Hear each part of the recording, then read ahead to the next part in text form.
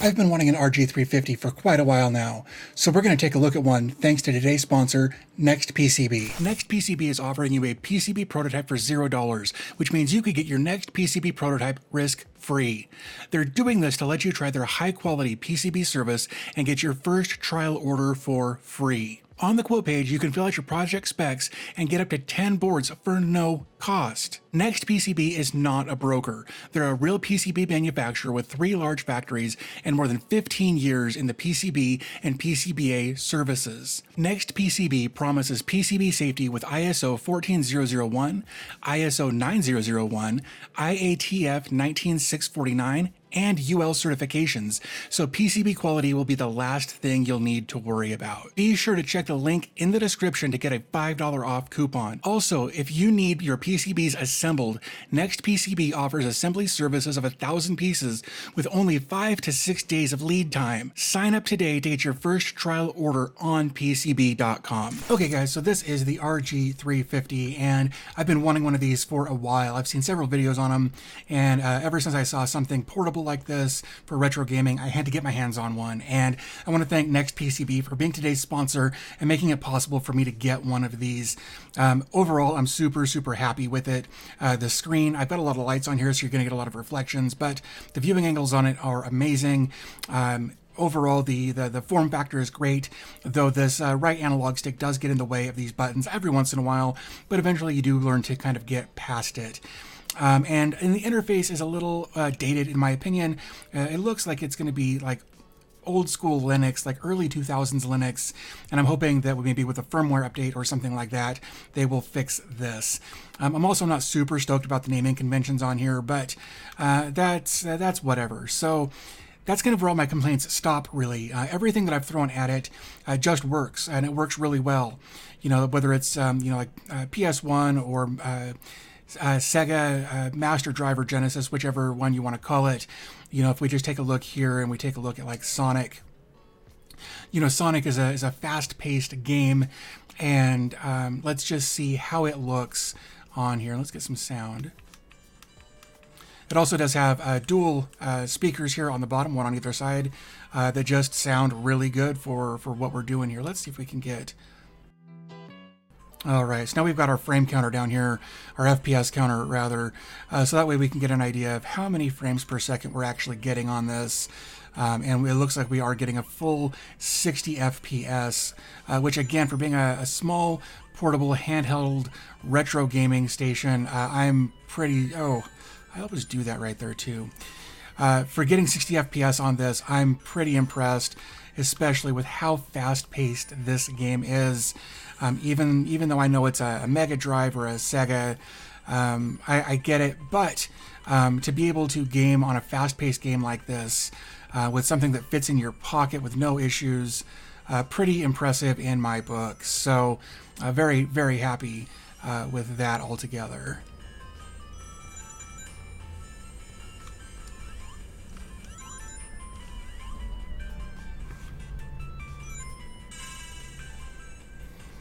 So yeah, we did maintain that full 60 FPS all the way through that. So, oops, let's see here.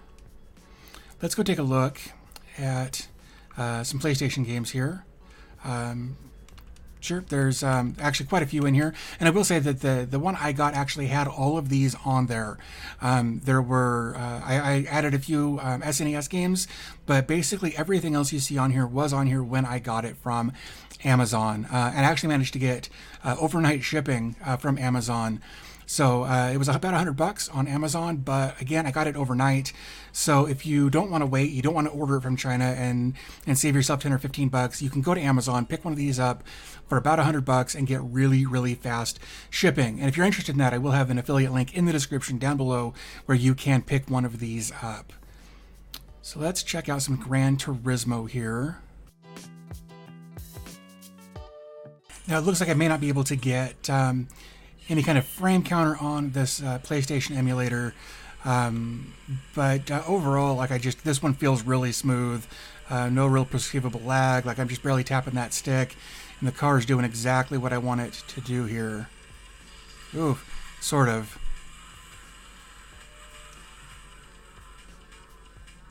Wow, that was awful. And again, because of where I've got to have my thumb there, that right stick is getting in the way a little bit. So again, I kind of wish it was just a little bit bigger to get that thumbstick out of the way. So you may be seeing a little bit of moire or screen door effect, and that is only because of the camera that I'm using to shoot the screen with. When you're actually playing it, it doesn't look like this at all. There's no screen door effect or that moire or however that's pronounced. None of that is actually visible when you're just playing it. Again, this is only because of the camera I'm using to record.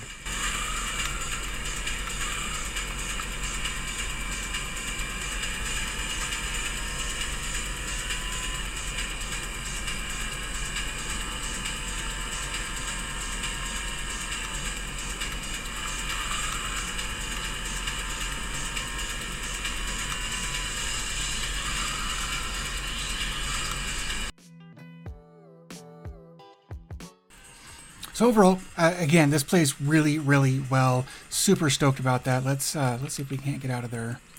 Tell you what, let's go back to the home screen there.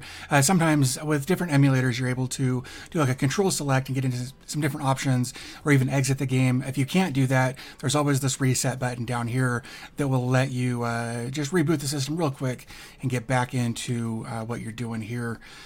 So let's see what else we might have.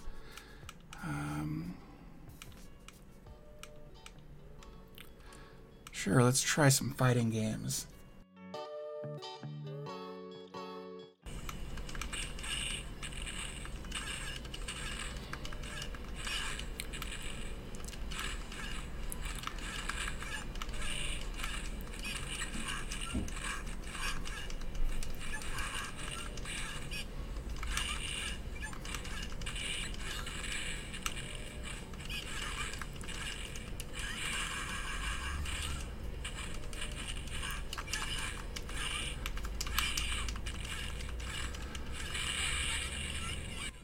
So overall, that felt really good, very slick, no stutter, no lag, nothing like that. This is a very, very capable little system.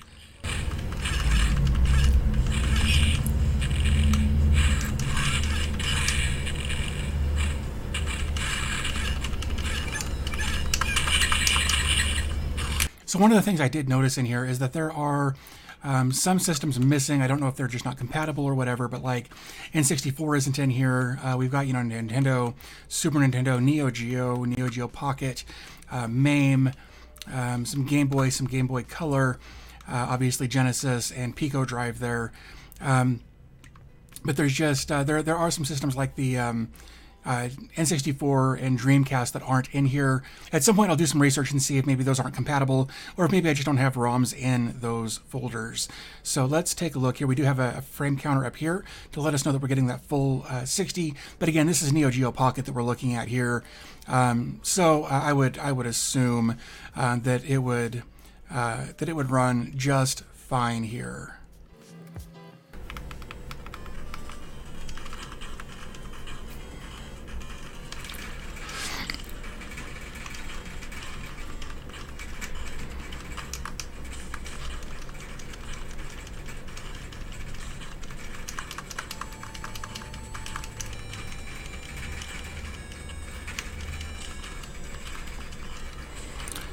And I know it's hard to see at the moment because of where the images are, but we are still maintaining that 60 FPS there. So again, this is a Neo Geo Pocket, so I kind of assumed that that would be the case there. All right, let's take a look at some Super Mario World 2, Yoshi's Island.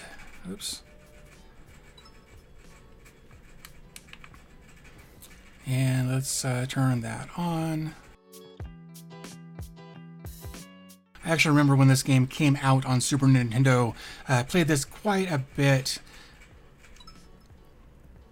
So let's see if this keeps up like it did with the original hardware here. Well, it sure doesn't let you skip the opening scene, so that's about right. So here you can see that we are getting, again, we're getting actually more than that 60 frames per second on here. So again, very, very capable little handheld game system here. Oops, that's not what I meant to do at all.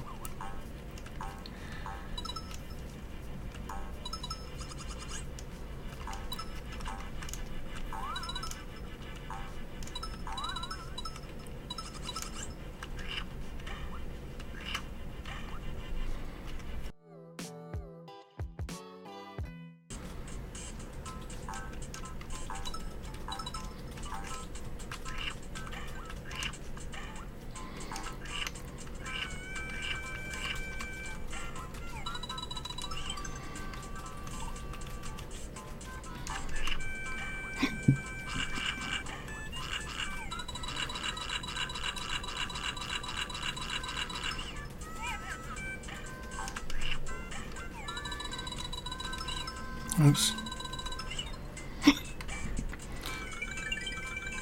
So it looks like we get a little bit of frame dip every once in a while, but still mid 50s and still very, very playable here. I screwed that up.